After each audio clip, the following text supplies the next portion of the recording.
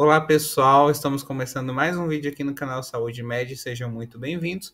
Para quem não me conhece, meu nome é Denifer Ferreira e hoje a gente vai falar sobre um tema muito importante na prática obstétrica e endocrinológica, que são os riscos do diabetes gestacional para a mãe ou bebê e também como o manejo nutricional e o exercício físico pode mudar completamente os desfechos dessas gestações.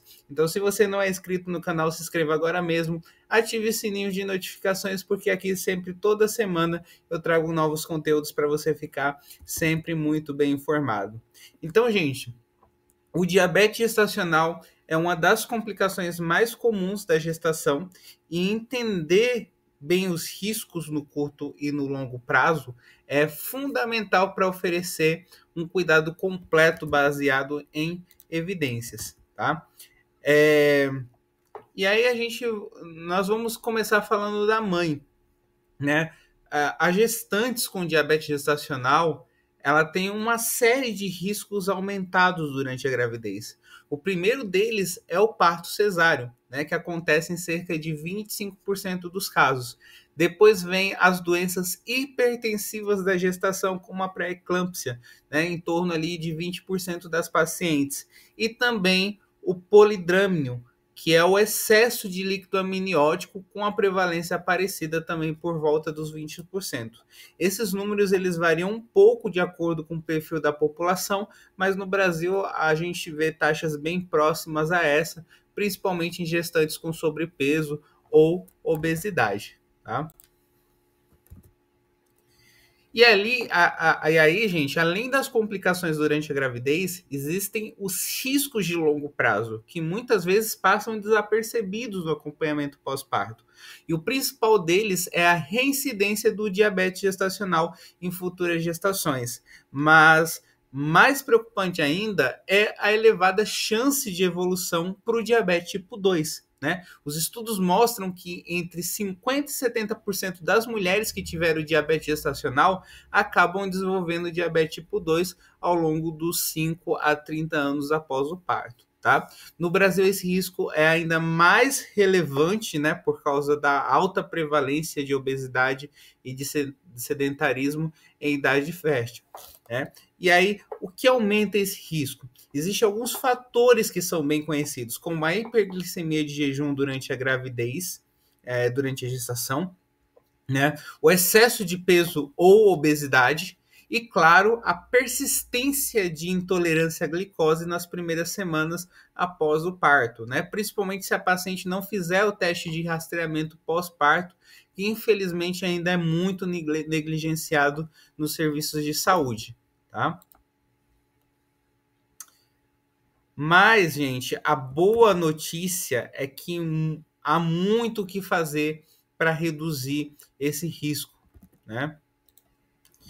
E aí, intervenções simples como mudança na dieta, perda de peso e atividade física regular melhoram bastante a sensibilidade à insulina e podem prevenir a progressão para o diabetes tipo 2, né? Estudos também mostram que o uso de metformina ou das glitazonas podem ajudar mulheres que mantêm alterações glicêmicas após o parto, embora essas condutas devam ser avaliadas caso a caso. Tá? Mas o mais importante é garantir um acompanhamento contínuo no pós-parto, algo que ainda é um desafio no sistema de saúde brasileiro, né? A gente sabe muito bem. E aí, agora vamos falar do bebê, né? Os riscos para o recém-nascido em caso de diabetes gestacional, elas são semelhantes aos observados em gestantes com diabetes tipo 1 ou tipo 2 mal controladas, né? Principalmente na segunda metade da gravidez. Entre os principais riscos estão o óbito fetal, né? O chamado natimorto, a macrosomia fetal, ou seja, o bebê nascer com peso excessivo, a distócia de ombro durante o parto prematuro, a hipoglicemia neonatal, a hiperbilirrubinemia, né? E a necessidade de internação em UTI neonatal, né? Essas complicações exigem atenção redobrada da equipe obstétrica e neonatal. Mas é importante destacar uma coisa, gente. As malformações congênitas e os abortos espontâneos, eles estão mais associados ao diabetes pré-existente e não ao diabetes gestacional. Isso porque essas alterações acontecem no início da gestação, enquanto que o diabetes gestacional costuma aparecer mais tardiamente, quando a resistência à insulina ela se instala. E tem mais uma boa notícia, né? Quando o diabetes gestacional é bem controlado apenas com dieta, o risco de natimorto não é maior do que na população geral. Ou seja, diagnóstico precoce e controle adequado fazem toda a diferença, tá? E agora falando do futuro dessa criança, né? A teoria chamada do RAD, né? Ela explica que o ambiente intrauterino influencia profundamente a saúde do indivíduo ao longo da vida, né? E os filhos de mães com diabetes gestacional têm maior risco de desenvolver obesidade infantil e na vida adulta e diabetes tipo 2 em fases mais avançadas da vida. É o chamado ciclo intergeracional do diabetes. A mãe tem diabetes gestacional e o bebê nasce com um risco metabólico aumentado. Isso perpetua o problema nas próximas gerações. Então, gente, o diabetes gestacional é uma condição com implicações sérias, né, tanto para a mãe quanto para o bebê. Né? No curto prazo, a gente tem mais complicações obstétricas e neonatais. No longo prazo, aumenta o risco de diabetes tipo 2 para a mãe e de obesidade e diabetes para o filho.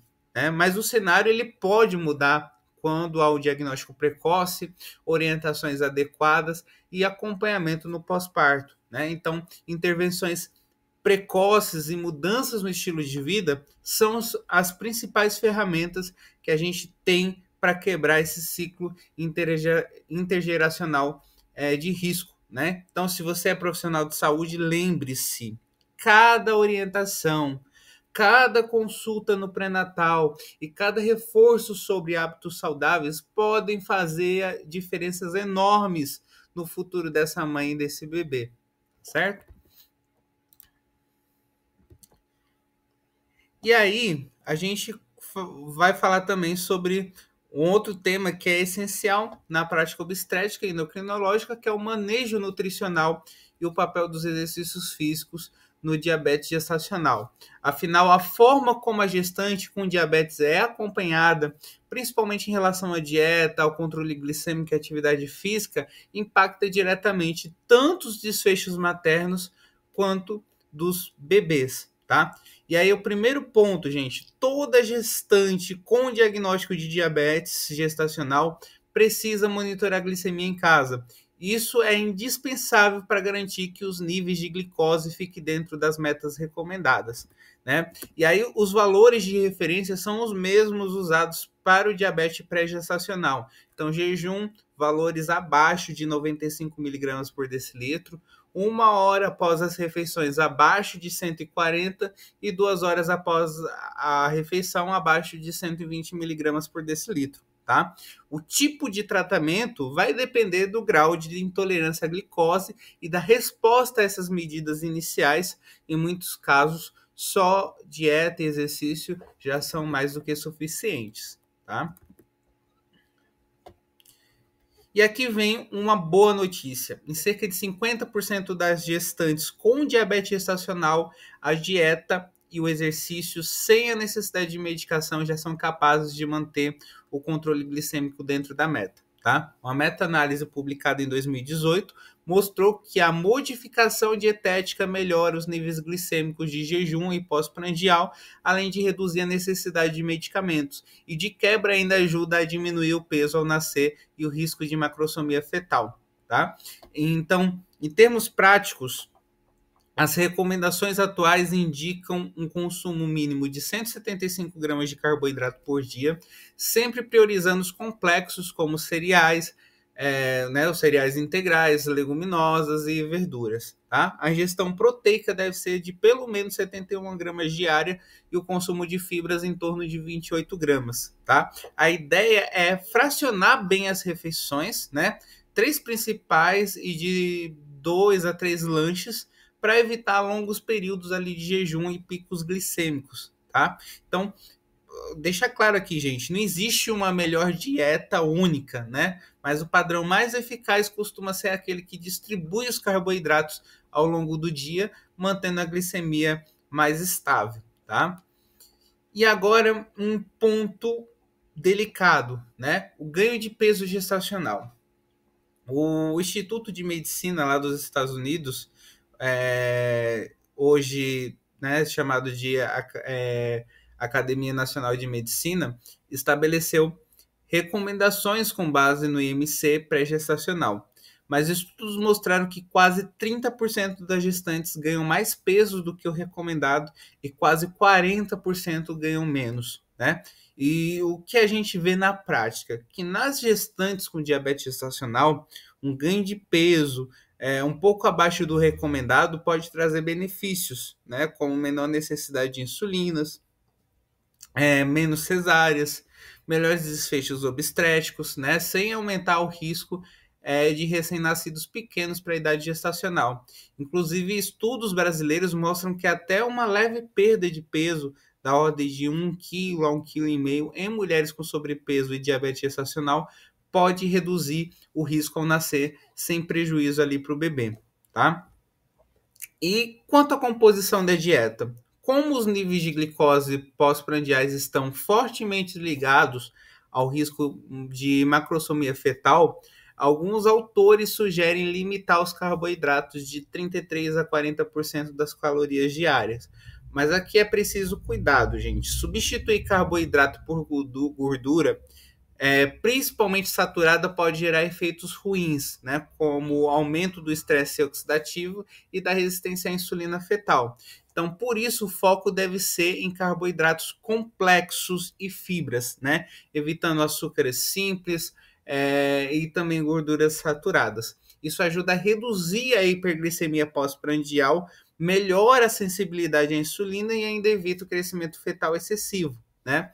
Um estudo recente, inclusive, mostrou que uma dieta com mais carboidratos complexos e menos gorduras reduziu a glicemia de jejum e a adiposidade fetal. Então, a recomendação é clara: priorizar alimentos integrais, leguminosas, frutas e também verduras.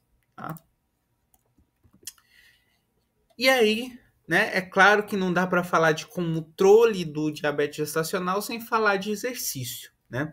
Atividade física é um dos pilares do tratamento e pode ser até mais eficaz no diabetes gestacional do que no diabetes tipo 2. Né? Ela aumenta a sensibilidade à insulina, melhora o controle glicêmico e pode reduzir em até 2 ou 3 vezes a necessidade de insulina. E aí teve uma revisão de 2013 que mostrou que em 5 de 7 estudos analisados, programas de atividade física melhoraram a glicemia ou reduziram o uso de medicamentos. E o efeito foi ainda mais expressivo em mulheres com sobrepeso ou obesidade. Né? Então, exercícios leves a moderados, né, principalmente após as refeições, como uma caminhada rápida de 20 a 30 minutos, ajudam a reduzir os picos de glicose pós-prandial. Tá? A recomendação do Colégio Americano de Obstetras e Ginecologistas, que também é o adotado aqui no Brasil, é de pelo menos 30 minutos de atividade aeróbica moderada, 5 dias por semana. Tá? Então, para fechar, gente, o tratamento nutricional individualizado e o exercício físico são as duas bases fundamentais do controle do diabetes gestacional. Uma dieta equilibrada, com carboidratos complexos, proteínas adequadas e boa distribuição ao longo do dia ajuda a manter a euglicemia, né, os níveis normais de glicemia e a evitar complicações. Já o exercício regular melhora a resposta glicêmica, reduz a necessidade de medicamentos e ainda traz benefícios duradouros, inclusive reduzindo o risco futuro do diabetes tipo 2 para a mãe. Ou seja, o manejo do diabetes gestacional é uma oportunidade de ouro para promover saúde materna e prevenir doenças metabólicas a longo prazo, tá certo?